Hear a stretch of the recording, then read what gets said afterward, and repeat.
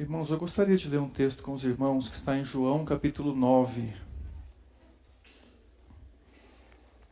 É um texto que começa no capítulo 9 e termina no capítulo 10. Tá? Até o capítulo 10, versículo 11. Então, capítulo 9, nós vamos ler do 34 em diante. João 9, 34 em diante. Eu vou explicar rapidamente, desde o versículo 1 do capítulo 9, era um cego de nascença. Jesus estava passando e os discípulos perguntaram, porque viram o cego, que era mendigo, quem é esse? Por que ele é cego? Ele pecou ou foi os pais deles que pecaram? Jesus falou, não, nem ele, nem os pais dele. Ele nasceu assim para que se manifeste nele as obras de Deus. Então Jesus cuspiu no chão, fez um barro, era dia de sábado, mas ele fez isso e colocou nos olhos do cego e pediu para ele se lavar no tanque. Aí o cego foi, se lavou e voltou vendo.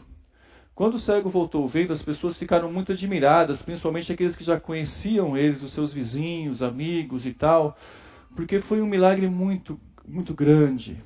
Então, Jesus, o cego que voltou, as pessoas perguntaram para ele, quem foi que te curou, o que aconteceu?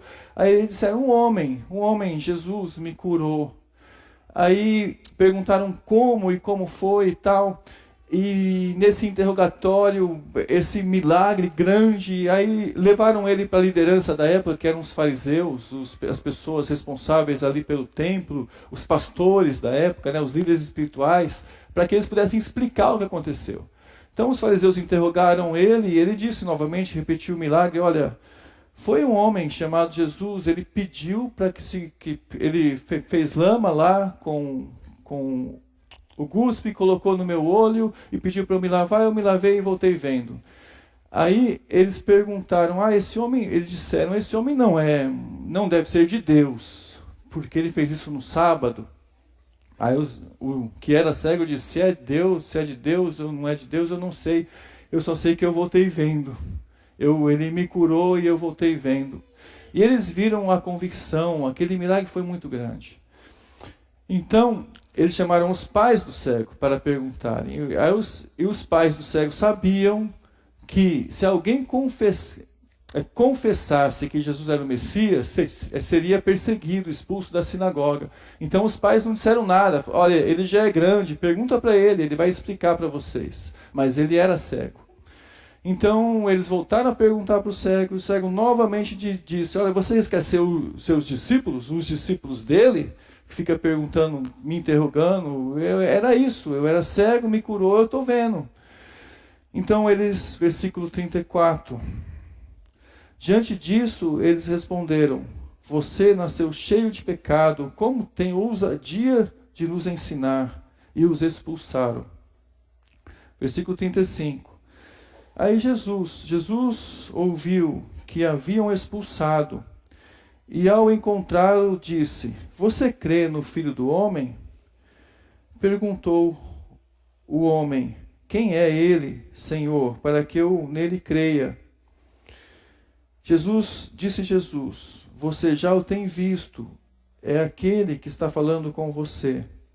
Então o homem disse, Senhor, eu creio, e o adorou. Disse Jesus, eu vim a este mundo para julgamento, a fim de que os cegos vejam e os que veem se tornem cegos. Alguns fariseus que estavam com ele, ouvindo no dizer isso, perguntaram, acaso nós também somos cegos? Disse Jesus, se vocês fossem cegos, não seriam culpados de pecado. Mas agora que dizem que podem ver, a culpa de vocês permanece. Então a história do cego se encerra assim, com Jesus indo procurá-lo, né? E encontrando, ele soube que expulsaram da sinagoga, ele disse, você crê no Filho do Homem? Filho do Homem é um título messiânico, lá do livro de Daniel, os judeus entendiam bem esse título, E o cego falou assim: Senhor, quem ele é para que eu creia? E Jesus, que tinha curado o cego, disse: você já o tem visto, né? Sou eu que falo contigo. Então, aquele cego disse: Senhor, eu creio, e adorou. Provavelmente ele ajoelhou diante de Jesus, reconhecendo a pessoa de Cristo. Ele tinha dito que Jesus era um homem, depois um profeta, agora ele adora a Jesus, reconhecendo isso. E para um judeu fazer isso é uma situação muito fora do comum, adorar um homem, uma pessoa. E aquele cego, diante dos fariseus, das pessoas que estavam perto ali, o adorou. E Jesus disse para ele: eu vim a este mundo para julgamento, a fim dos que vejam, aqueles que acham que veem, né, se tornem cegos, e aqueles que são cegos tornem a ver.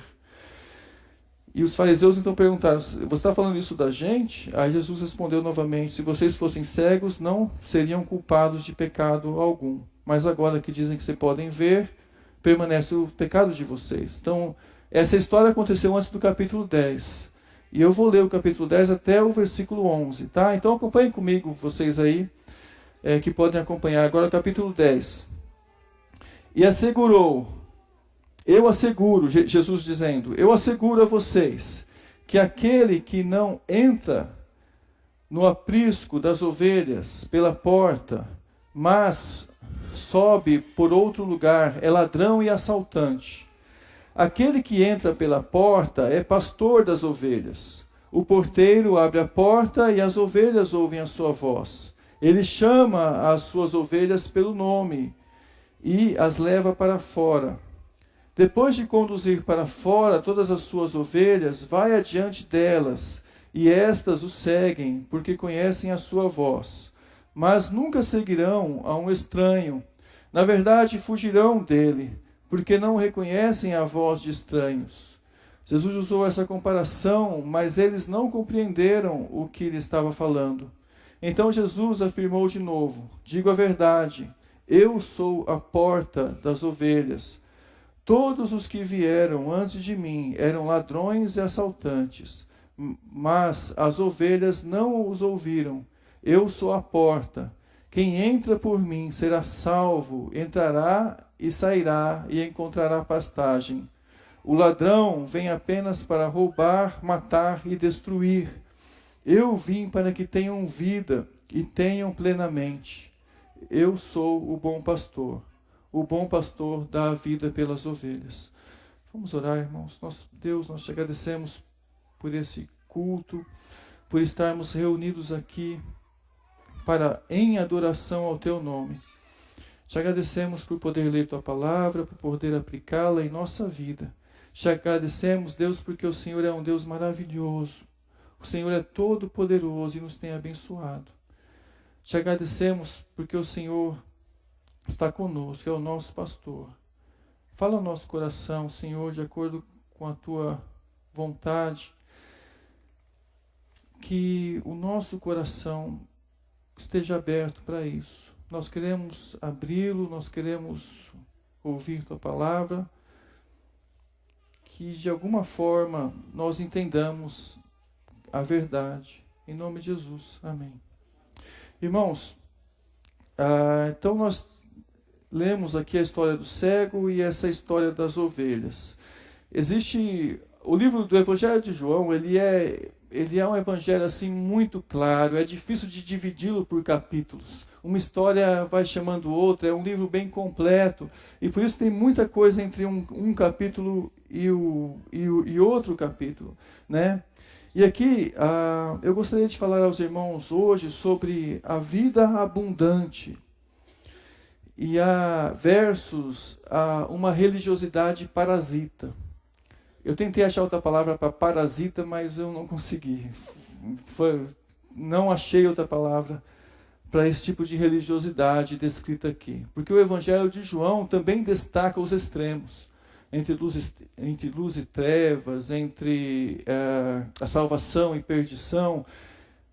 E também destaca os extremos entre uma vida abundante, uma religiosidade verdadeira de vida abundante, e uma religiosidade parasita mesmo. que rouba a vida dos outros, rouba a vida, né? Eu queria então falar sobre isso, e a história do cego aqui destaca isso também, mas com ênfase à liderança daquela época, que eram os fariseus.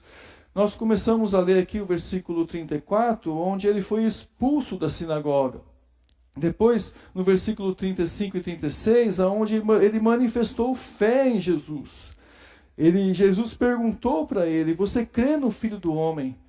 E ele disse: quem é para que eu creia nele? Ele manifestou fé. Jesus disse: você já o tem visto. E ele então, vendo muito mais do que os olhos, mas tendo uma visão em comparação com toda aquela liderança cega espiritualmente, ele ajoelha diante de Jesus. A Bíblia não fala exatamente que ele ajoelha, mas diz que ele adora Jesus. Ele o adorou diante daquele povo.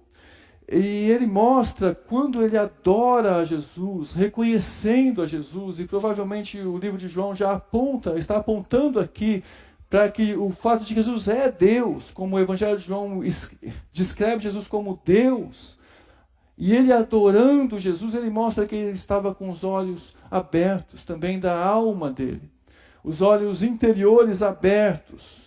E o versículo 38 diz que ele, mostrando que ele adora Jesus, diz e nos ajuda a entender que a fé, ela é muito mais apenas do que uma convicção apenas. A fé é muito mais do que isso. A fé, ela estabelece relacionamentos verdadeiros. A adoração no coração daquele cego nasce quando ele fala, depois de um milagre, que Jesus é. Ele adora Jesus. Ele é o Filho do Homem, é o Messias. Então aquele cego, reconhecendo isso, adora a Jesus, e nasce no coração daquele fé a possibilidade de adoração. O reconhecimento, a adoração. De repente os olhos dele veem, os olhos da alma dele enxergam Jesus. Ele enxerga Jesus. E o versículo 39 diz assim: disse Jesus: eu vim a esse mundo para julgamento, para a fim de que os cegos vejam e os que dizem que veem, se tornem cegos. O julgamento de Jesus foi claro. Jesus não veio exatamente com esse propósito de julgar primeiro, ele veio para salvar o mundo. Mas o julgamento estava no fato de que aqueles que recusavam serem salvos eram julgados por sua recusa. Então ele veio salvar, ele veio dar vista aos cegos, ele veio salvar as pessoas. Mas aqueles que recusavam a Jesus eram então condenados. Aí, o versículo 39, ele diz para que a fim de que os que vejam,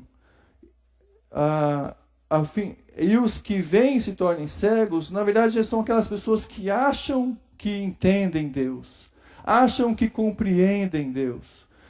Aquelas pessoas que acham que já têm um conceito de Deus, a qual elas não abrem mão.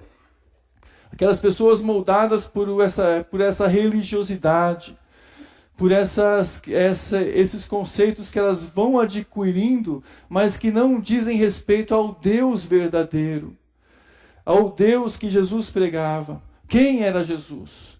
Então, quando a gente tem um conceito de Deus abaixo daquilo que Deus é, e quando a gente cria convicções em nosso coração a esse respeito desse Deus, é um Deus projetado, que é projetado por nós mesmos.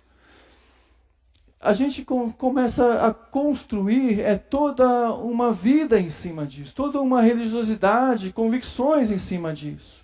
Mas isso não significa que a gente enxergue quem é o verdadeiro Deus, que a gente consiga ver quem é o verdadeiro Deus. E os cegos são aqueles que se reconhecem cegos, são aqueles que ainda sabem de uma possibilidade de um Deus superior. Na verdade, os que se acham cegos ainda mantêm no seu coração algumas dúvidas espirituais, algumas questões dentro de si, O pecador dá um grande passo no coração dele, em direção a Deus, quando ele toma consciência de que ele é pecador. Então, quando um cego se acha cego, e esse cego que eu estou falando agora é espiritual, quando alguém se vê cego espiritual, ele dá um grande passo em direção a Deus. Quando alguém acha que entende muito sobre Deus e já conhece Deus o suficiente, essa pessoa corre um grande risco. E eu vou falar mais para o final que tipo de comparação Jesus usa para essas pessoas. Comparação terrível. Mas aquelas pessoas que mantêm no seu coração certa dúvida e acham que não sabem o suficiente e de repente são convencidas de que são pecadoras, essas pessoas deram talvez o maior passo em direção a Deus. Isso nós podemos ver no Evangelho de João mesmo, no capítulo 16, quando ele fala do Espírito Santo, que veio convencer o mundo do pecado, da justiça e do juízo. Capítulo 16, versículo 8, fala assim: quando ele vier, o Espírito Santo, convencerá o mundo do pecado, da justiça e do juízo. O Espírito convencerá o mundo do pecado, da justiça e do juízo. E aí Jesus diz, do pecado, porque os homens não creram em mim. Do pecado, porque os homens não creram em mim. O pecado, a fé traz esse relacionamento com Deus e desfrute do seu perdão. A fé traz isso. Quando Jesus diz, porque as pessoas não creram em mim, é porque as pessoas não tiveram um contato, uma comunhão com Jesus, elas não aceitaram, elas não desfrutaram dele, elas não entenderam o seu perdão. Isso vem por meio da fé. Então o Espírito Santo convencerá as pessoas do pecado. E convencendo do pecado, ele convencerá que as pessoas não creram em Jesus. Elas não creem em Jesus. Essa é a convicção de pecado que o Espírito Santo vem nos trazer. Da justiça, porque ele fala também aqui no versículo 10, da justiça porque vou para meu Pai e vocês não me verão mais. Da justiça porque Jesus iria subir ao céu, iria com o Pai. Jesus manifestou a justiça, Cristo cumpriu a justiça de Deus. E era o Espírito Santo que voltaria e que depois viria, depois de Jesus, para convencer as pessoas de que o justo viveu na terra. De que aquele que era perfeito e cumpriu a justiça de Deus e revelou Deus, viveu na terra. O Espírito Santo faz isso. Então o Espírito Santo convence da justiça porque Jesus já foi, Jesus já subiu. E do juízo, e aí é muito triste, porque ele fala assim, e do juízo, porque o príncipe desse mundo já está condenado. João 16, 11. E aqui a gente já começa a ver uma semelhança. Daquele que vai receber o juízo de Deus, que é o príncipe desse mundo, o diabo, e daqueles que são os incrédulos. Então ele vem convencer do juízo, porque o príncipe desse mundo está condenado. E aqueles que não se arrependerem, que não se converterem, que não crerem em Jesus, o santo de Deus, o justo, receberão esse mesmo juízo. É isso que a Bíblia ensina e diz. E é o Espírito que convence. Olha, o Espírito convence que aquele que veio roubar, matar e destruir, esse já está condenado. Mas a gente já começa a entender o seguinte: se eu não receber um arrependimento, se eu não ter um arrependimento de Deus, eu já vou começar a me assemelhar com o príncipe desse mundo em seu julgamento. E a Bíblia diz que o incrédulo vai ser lançado no inferno, e que o inferno vai ser lançado no lago de fogo, e no lago de fogo vai estar lá o anticristo, o falso profeta e o diabo. Vai ter o mesmo destino final, o incrédulo. Não sei como vai ser esse julgamento em termos de consequências, mas nós sabemos de um destino. E se recebemos o mesmo destino, isso significa que temos algo em comum. Se receberemos o mesmo julgamento, significa que a ira de Deus ainda está pesando sobre nós. E o que convence disso? O que abre os nossos olhos para sentirmos o nosso pecado? É o Espírito de Deus. Então, quando a gente dá um passo, sabendo que em direção ao pecado, e sente o nosso pecado, nós já demos um grande passo. Porque é isso que o Espírito faz em nosso coração. Vem convencer do pecado, da justiça e do juízo. Agora, o cego estava mostrando estar convencido dessas coisas de João 16:8. Ele estava mostrando estar convencido disso. Quando ele enfrentou aquelas autoridades, quando ele disse, não sei se ele é pecador ou não, eu sei que ele me curou. Quando ele adorou a Jesus, quando Jesus disse, você crê, que é o primeiro passo do convencimento do Espírito Santo, crê em Jesus Cristo, crê que ele veio. Quando ele disse, você crê no Filho do Homem, ele disse, creio, Senhor. Então, se a gente for separar esse mundo hoje, vamos pensar agora em uma separação espiritual aqui, entre os grupos dos que creem e os que não creem. Vamos separar em dois grupos, o grupo dos não salvos, pessoas que não creram em Jesus, e o grupo dos salvos. Então, dois grandes grupos, o grupo dos salvos, entre os que creram, que foram convencidos pelo Espírito Santo, e o grupo dos não salvos. Dentre o grupo dos não salvos, nós podemos separar ainda aqueles que se acham pecadores, aqueles que se acham que precisam de Deus de alguma maneira, mas têm o seu próprio conceito de pecado. Mesmo achando que são pecadores, eles ainda não se acham livres do seu pecado. Acham que não conseguem se libertar dos seus pecados.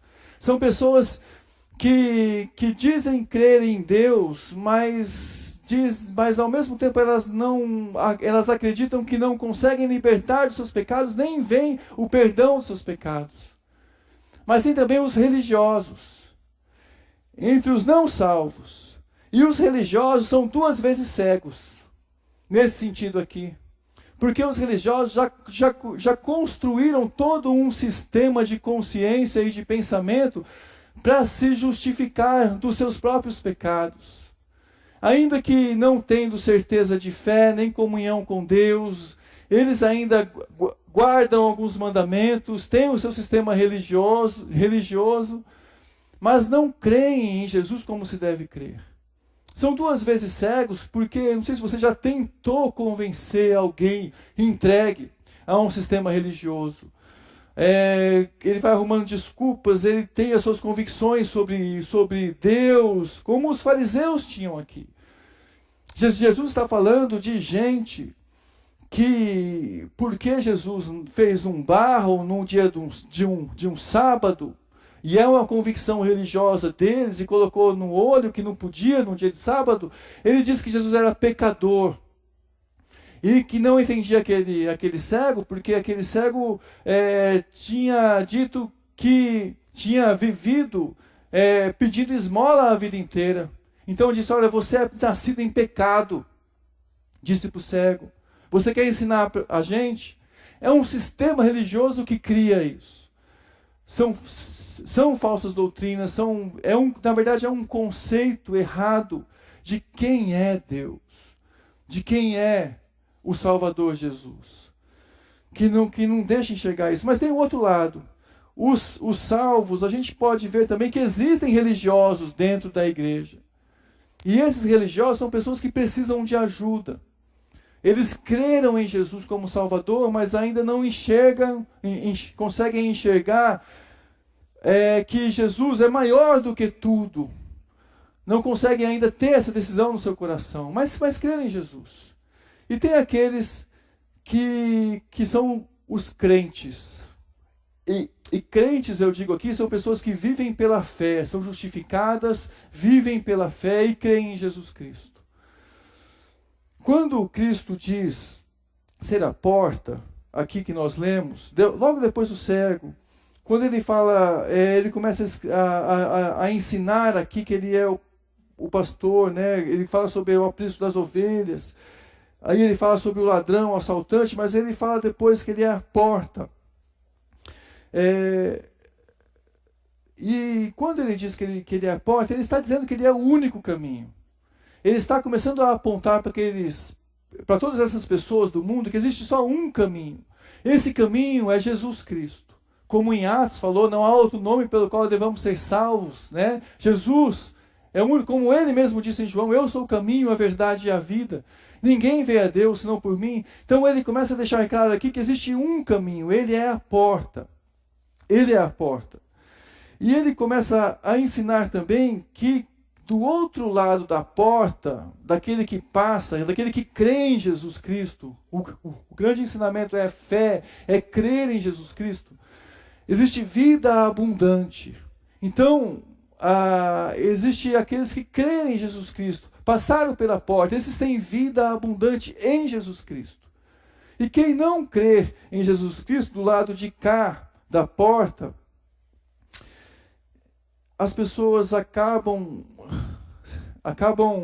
na verdade, desenvolvendo uma religiosidade parasita. E o que é uma religiosidade parasita? É aquela religiosidade de uma vida que não está na pessoa. É uma busca por vida, aonde Deus tem manifestado vida, mas essa vida não está nela. Ela busca em torno, é uma vida que busca vida em outros lugares, em outros apriscos, em outros rebanhos, em outras pessoas. É uma religiosidade parasita que busca vida onde Deus manifesta vida. Mas ela não consegue produzir vida. Uma religiosidade parasita não consegue produzir vida dentro dela. Então, aqui existe um contraste entre a vida por meio da fé, que é um relacionamento de fé, de vida abundante, e eu queria falar aqui de fé e destacar agora a fé como relacionamento. Eu não pensava muito em fé como relacionamento, mas a Bíblia mostra fé como relacionamento entre nós e Deus. Relacionamento de vida abundante. E aquela pessoa que sem fé vive uma religiosidade parasita. Então, 3 aqui indicações dessa religiosidade parasita. A primeira delas é uma convicção de uma falsa verdade. Pessoas que têm convicção de uma verdade, mas que é falsa. Isso ficou claro no versículo 41, quando Jesus disse: se vocês fossem cegos, não seriam culpados de pecado. Mas agora que vocês dizem que podem ver, a culpa de vocês permanece. Então a pessoa ela pode se convencer a si mesma. É tão claramente que não perceberá que a religiosidade não apenas cega a verdade, mas a torna uma pessoa soberba. Uma falsa religiosidade, ela não somente cega, ela transforma as pessoas. E ela transforma as pessoas em pessoas soberbas. A gente viu toda a lógica aqui daqueles fariseus e como eles usavam, de como eles se achavam. No versículo 34, eles chamam aquela pessoa, eles dizem que Jesus era pecador. Antes, eles chamam Jesus que era pecador. No versículo 34, ele diz que aquele cego nasceu em pecado. Eles expulsam aquele cego da sinagoga. Isso por quê? Porque a lógica do cego era irrefutável. A lógica era a seguinte: olha, vocês viram o que Jesus fez comigo. Ele me curou. Eles não podiam refutar essa lógica. Então eles expulsaram aquele cego. Isso por quê? Porque pessoas elas começam a se convencer a si mesmos e não percebem que a falsa religiosidade as está transformando em pessoas assim. para não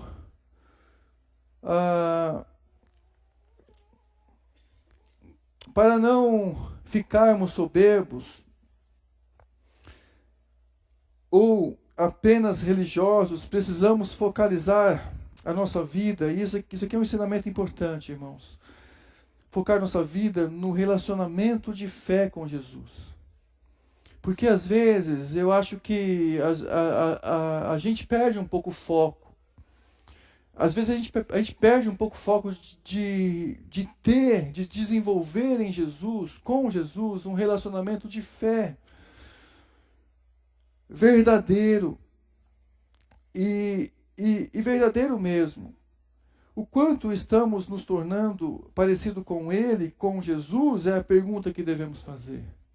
O quanto a nossa, para não se ter essa falsa convicção de verdade, acredito que a gente deve olhar para a nossa vida e perguntar o quanto eu estou me parecendo ou me transformando à medida que eu caminho com Cristo, na fé que um dia eu me entreguei a Cristo, mais parecido com Cristo. O quanto nós estamos aprendendo a amar como Cristo amou, o quanto eu estou aprendendo a agir como Cristo agiu, o quanto eu estou aprendendo e estou desfrutando, porque fé é desfrute.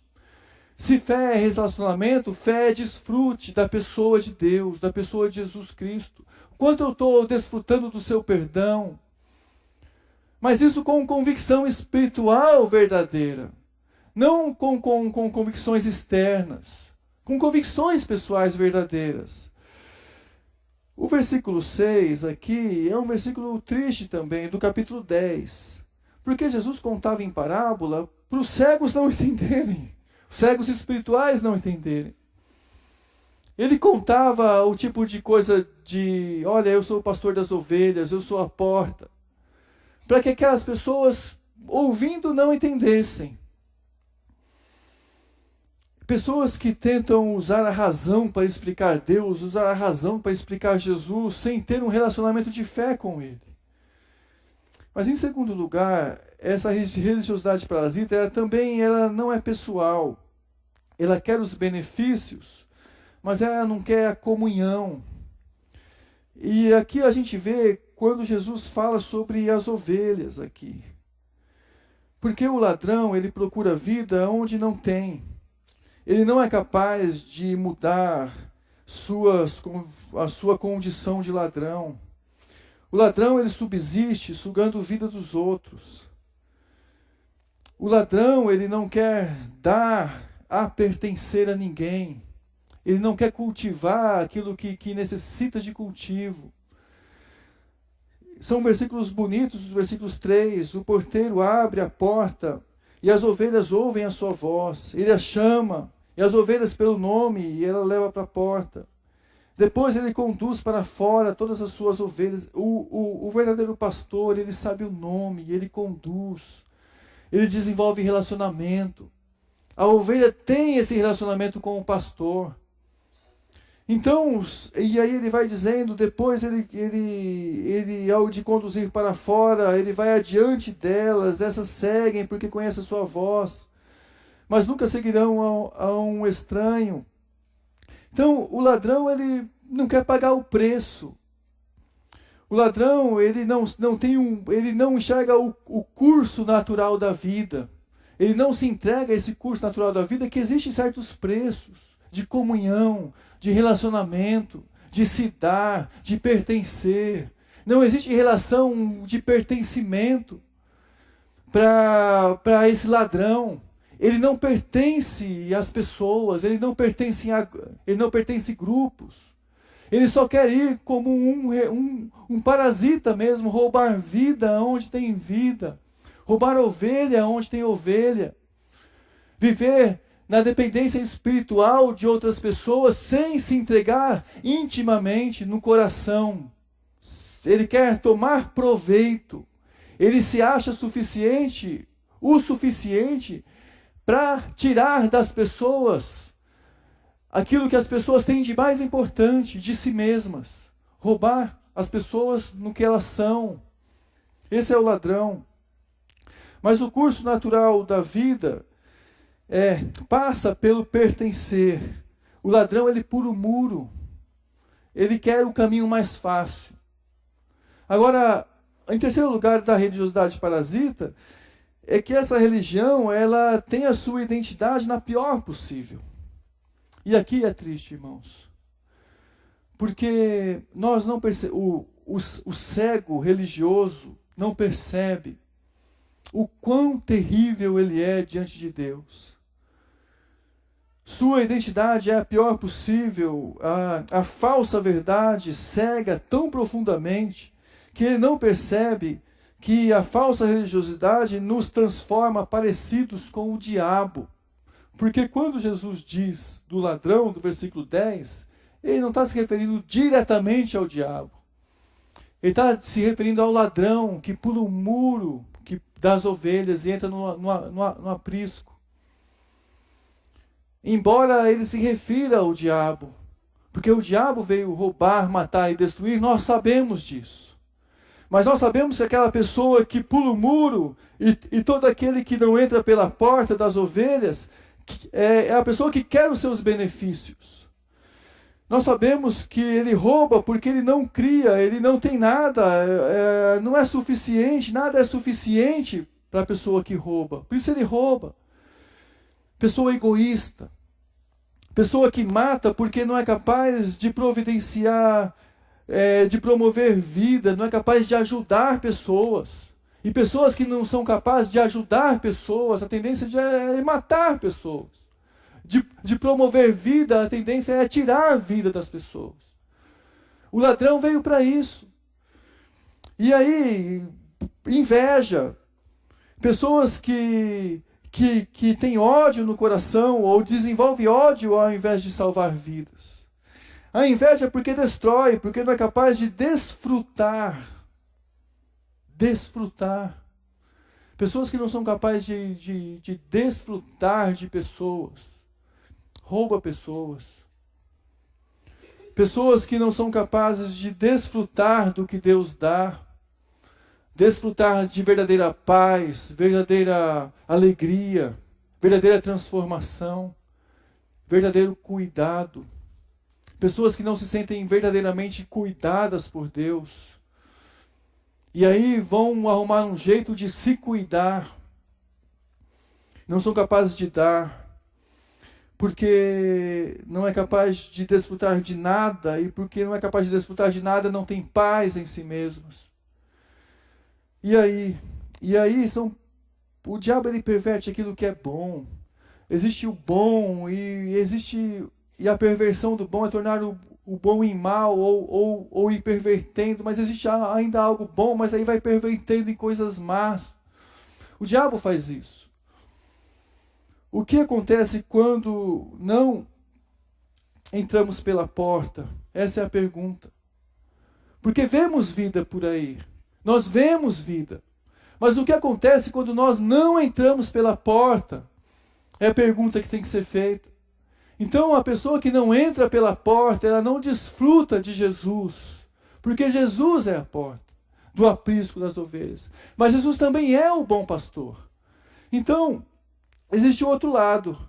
Então, existe o outro lado que desfruta de vida abundante porque decidiu entrar pela porta.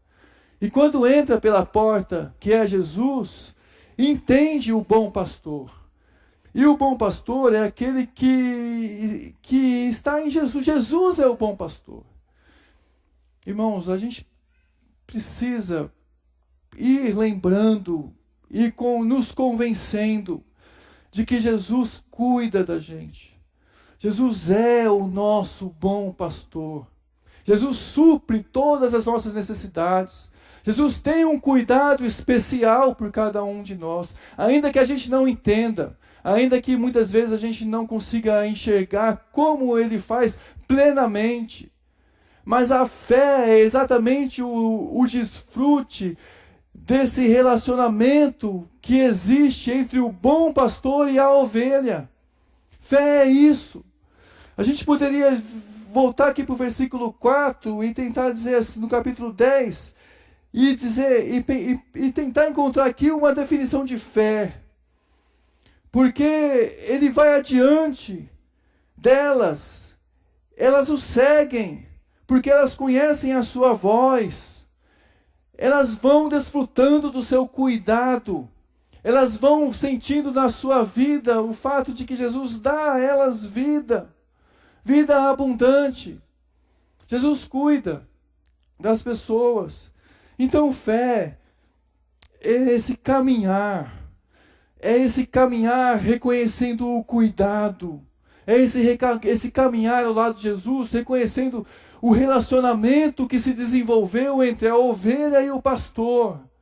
A fé tem a ver com esse desfrutar da comunhão, do cuidado pessoal. Ela é baseada, sim, em convicções espirituais, que são reveladas por Deus, porque se precisa de uma base para ter fé. Nós temos fé segundo uma base, segundo uma revelação de Deus, uma base. Mas são convicções espirituais reveladas. São convicções reveladas. Mas é um desfrutar de uma comunhão por causa dessas convicções.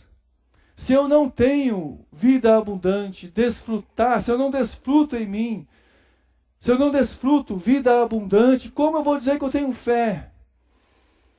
Agora, o que é desfrutar a vida abundante, se não desfrutar desse cuidado, desse relacionamento, dessa comunhão, dessa convicção interior que se manifesta no relacionamento com Deus e com Jesus Cristo?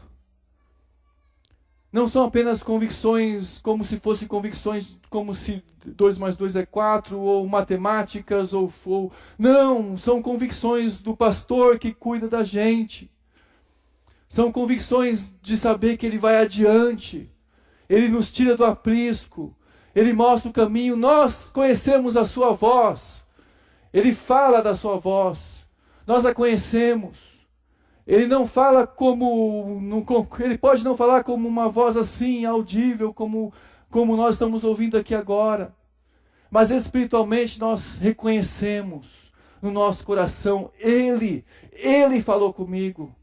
Foi Ele, a voz que falou comigo, a que me deu direção, que me guiou, que me cuidou, que me tirou do aprisco, que um dia eu ouvi naquela conversão e que continua até hoje, que me deu certeza de salvação. Jesus é o meu pastor. A gente sabe disso. A ovelha sabe da convicção. Chama, leva, Ele guia. Olha no capítulo 10, versículo 27. Ainda, capítulo 10, versículo 27, ele fala assim: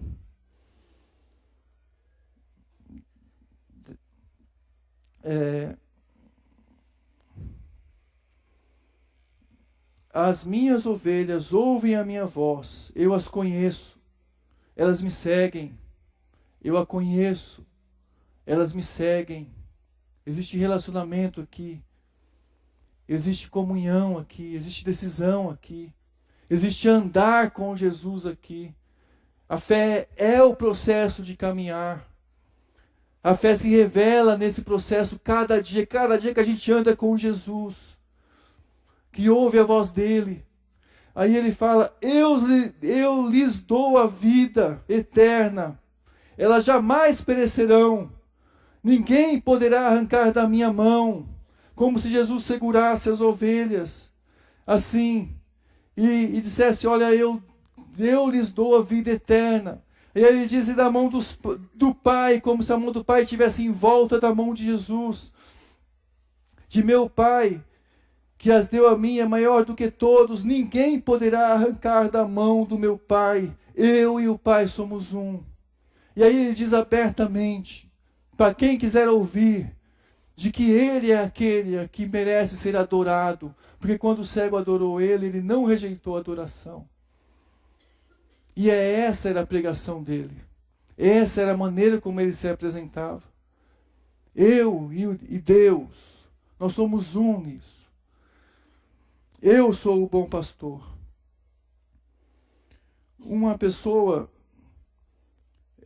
dizia acreditar em Jesus um dia. uma pessoa dizia acreditar em Jesus um dia. E aí, alguém perguntou para essa pessoa: você sabe o que Jesus diz sobre condenação?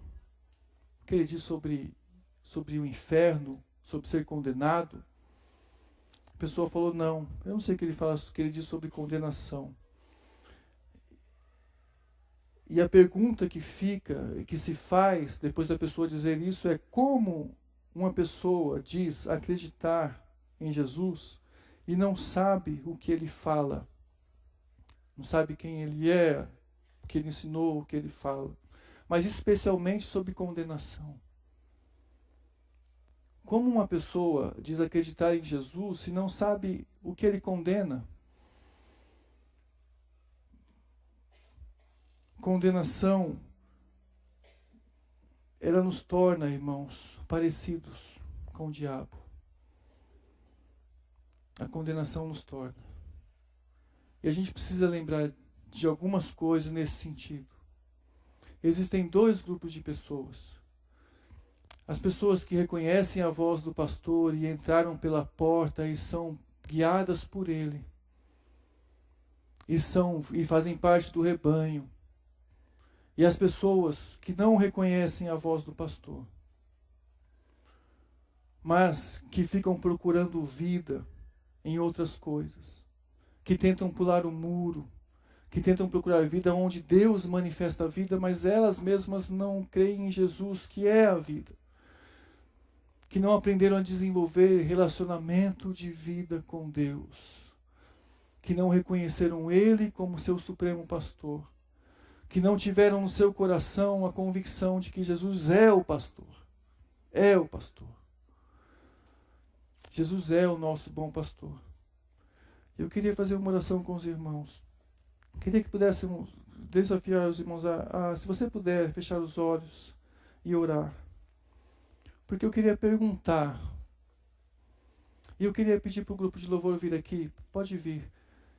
Se possível, cantar a primeira música. Exaltado.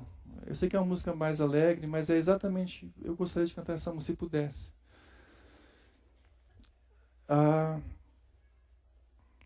Mas eu gostaria que você agora orasse. Depois nós vamos cantar alegres, se for possível, com os irmãos alegres, vamos cantar alegres, exaltado o nome de Jesus. Nós vamos cantar que a graça e a verdade veio. A graça e a verdade veio. E nós vimos isso, porque reconhecemos Jesus. Mas eu queria que você cantasse isso alegre, se você tem reconhecido Jesus e a graça dele. Porque Deus, nós não conseguimos ver Deus, mas a graça e a verdade foi manifesta em Jesus Cristo. E vimos sua glória como do unigênito Filho do Pai. Jesus Cristo manifestou isso.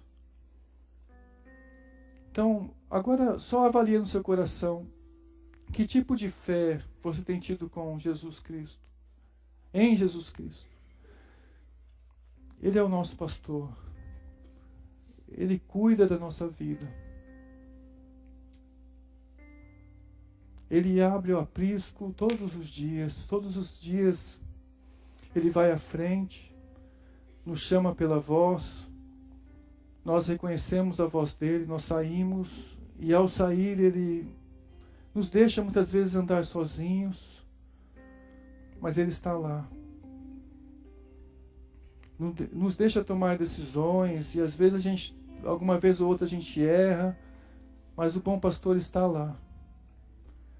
E aí nós entendemos que ele está adiante, ele vai adiante, ele mostra o caminho. E na nossa fé, nós vamos caminhando com ele, nós vamos nos relacionando com ele.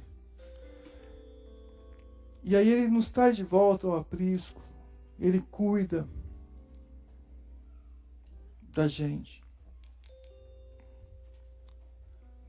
Se você não entregou sua vida a Jesus, então entregue sua vida a ele como Salvador da sua vida.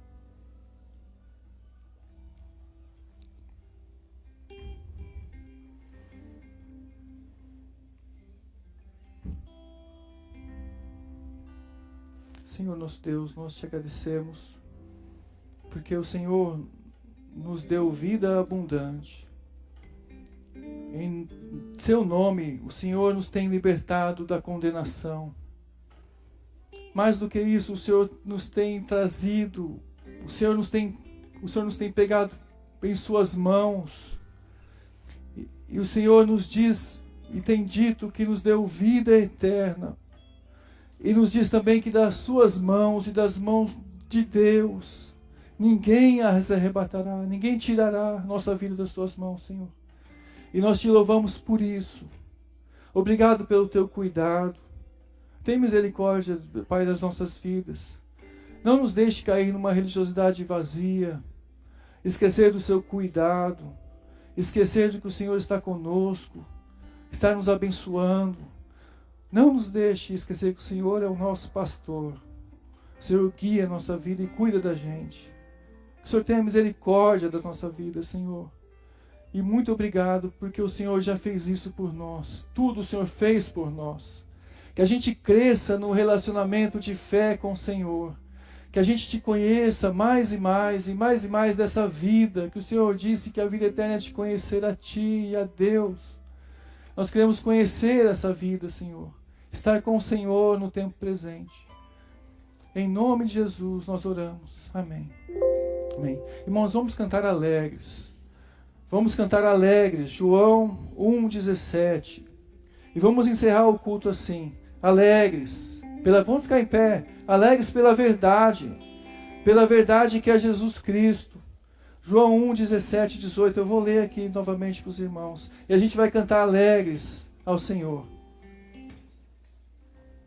João 1,17. Pois a lei foi dada por intermédio de Moisés. A graça e a verdade vieram por intermédio de Jesus Cristo. Ninguém jamais viu a Deus, mas o Deus unigênito, que está junto do Pai, o tornou conhecido. Amém?